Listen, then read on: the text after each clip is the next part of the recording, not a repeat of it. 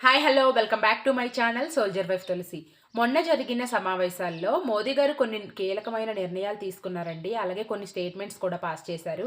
అవేంటో ఈరోజు ఈ వీడియోలో తెలుసుకుందాం. మొదటగా ఉగ్రవాదం చర్చలు ఒకేసారి జరగవు, అలాగే ఉగ్రవాదం వాణిజ్యం కూడా ఒకేసారి జరగదు, ఇంకా నీరు రక్తం కూడా కలిసి ప్రవహించలేవు అని అయితే ఆయన చెప్పారు.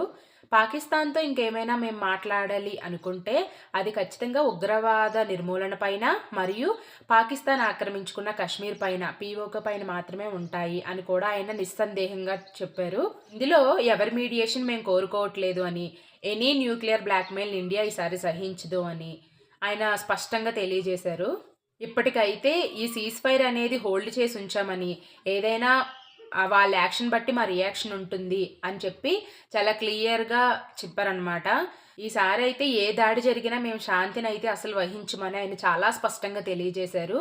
ఈ వీడియో చూసిన తర్వాత నరేంద్ర మోదీ గారి డెసిషన్ పైన మీ ఒపీనియన్ ఏంటనేది ఖచ్చితంగా కామెంట్ సెక్షన్లో కామెంట్ చేయండి. నచ్చితే లైక్ చేయండి, షేర్ చేయండి అండ్ సబ్స్క్రైబ్ చేయండి. Follow for more. నెక్స్ట్ వీడియోలో కలుద్దాం. అంతవరకు సెలవు. జై జవాన్ జై కిసాన్. Bye bye.